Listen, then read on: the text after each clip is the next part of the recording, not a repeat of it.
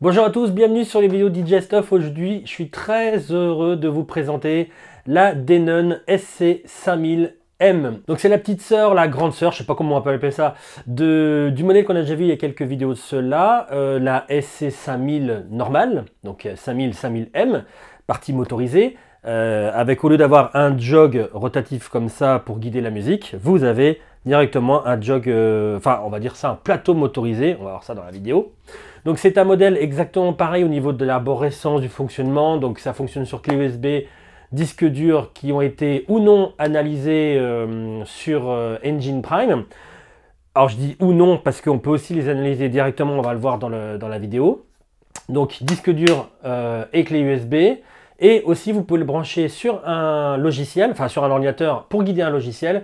Dans ce cas-là, ça va être Serato ou Traktor selon votre choix.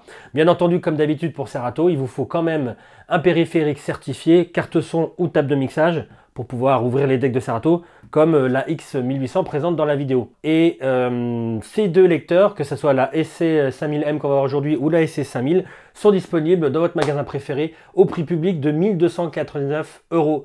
Et bien je crois que c'est parti, rentrons dans le vif du sujet.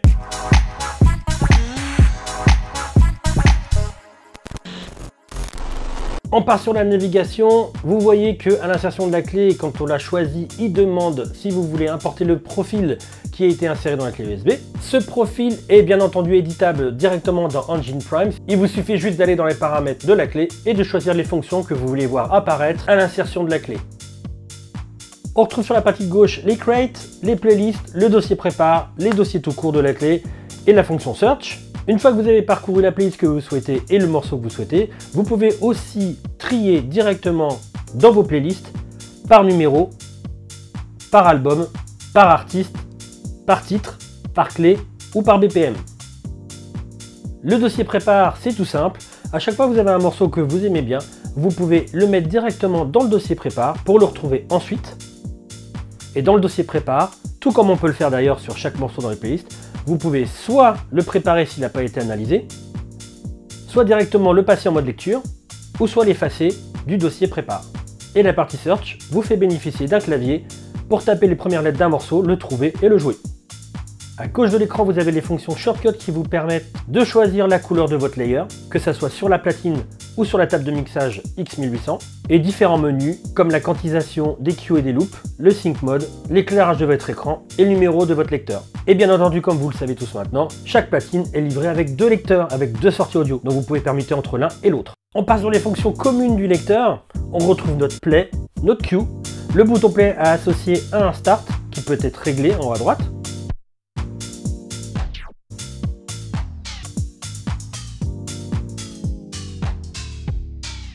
les deux boutons beat jump qui vous permettent de faire soit une recherche avec le bouton shift ou soit de faire un saut dans le morceau.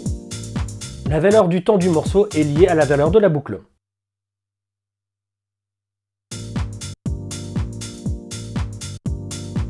Les deux boutons track kick qui vous permettent de changer de morceau. Et enfin deux modes de reverse qui vous permettent d'inverser le sens de lecture de la musique. Notez sur l'écran la séparation de la waveform entre le moment présent et le moment inversé. Et enfin une inversion totale où là vous inversez complètement la musique. Le super plateau a deux fonctions différentes. Vous pouvez faire du bending, donc de la décélération-accélération si vous n'activez pas la fonction motor. Et bien entendu si vous activez la fonction motor, vous avez le plateau qui tourne comme une véritable platine vinyle. Et dans ce cas là vous retrouvez du bending sur la corolle et du scratch sur le plateau. Vous trouverez aussi un bouton vous permettant d'ajuster la force de rotation du plateau.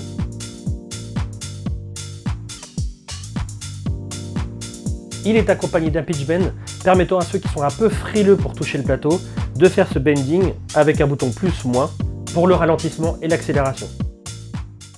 Le pitch est présent comme d'habitude sur la droite. Il est accompagné d'un keylock vous permettant de faire varier la vitesse, le tempo sans changer la tonalité.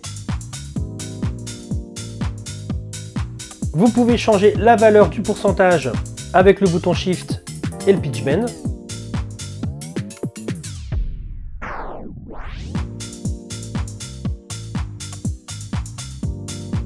Et bien entendu, il est accompagné aussi du bouton sync vous permettant de caler jusqu'à 4 morceaux ensemble. Une première partie pour faire des loops est présente en haut à gauche du plateau. Elle vous permet de faire des boucles manuelles avec la présence d'un bouton in et d'un bouton out. Vous pouvez très bien le faire avec ou sans quantize. Vous pouvez diminuer votre boucle, agrandir votre boucle, faire une boucle automatique en choisissant le temps que vous souhaitez en avance. Et enfin, bouger la boucle de gauche à droite avec le bouton Shift et la rotation du potentiomètre de boucle. On passe maintenant sur les pads qui sont au nombre de 8 avec 6 fonctions. On retrouve des hot cues qui sont des points d'accrochage que vous pouvez faire un peu partout dans le morceau. Vous pouvez les enregistrer et les rappeler à tout moment. Bien entendu, tout comme un scratch, un break ou une boucle, vous pouvez l'utiliser avec le skip mode, vous permettant de passer par-dessus la musique et de retomber sur vos pieds quand vous avez fini de faire votre manipulation.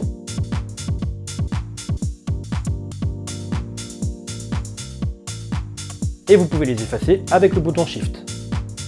On retrouve la deuxième partie des loops. Vous pouvez faire une boucle de manière manuelle en faisant le in, le out sur le même bouton. En relâchant, vous relâchez la boucle. Vous pouvez la rappeler à tout moment.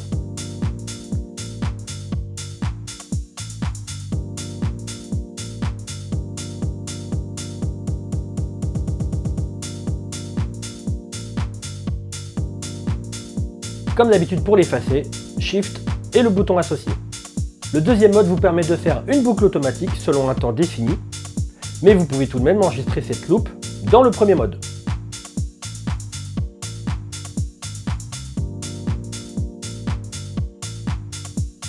La fonction Roll vous permet de faire des petites boucles, mais la musique continue derrière. Et avec un peu de gymnastique, on peut faire des choses assez sympas.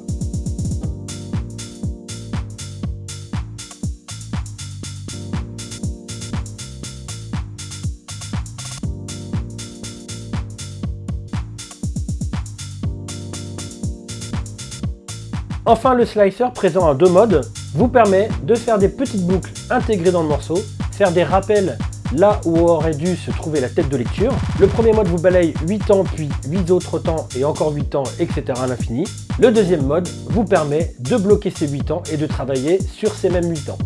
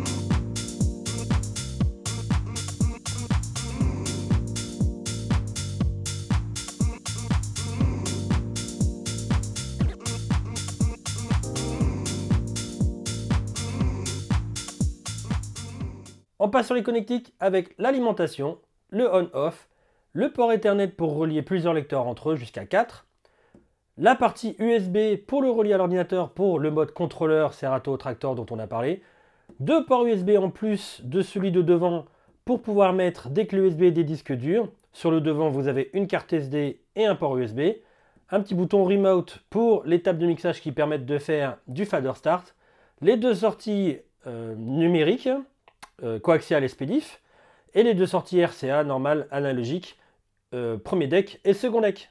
Voilà, c'est tout pour la Denon DJ SC5000M, la partie motorisée de cette grande famille qui est la famille Prime de chez Denon DJ. Si vous avez des questions au sujet du matériel, n'hésitez pas à les poser en dessous de... pas de votre écran. Essayez d'écrire en dessous de votre écran. N'hésitez pas à les poser en dessous de la vidéo. Et voilà. Merci beaucoup d'avoir suivi cette vidéo encore une fois. Et je vous dis à très bientôt pour de prochains contenus. Ciao, portez-vous bien.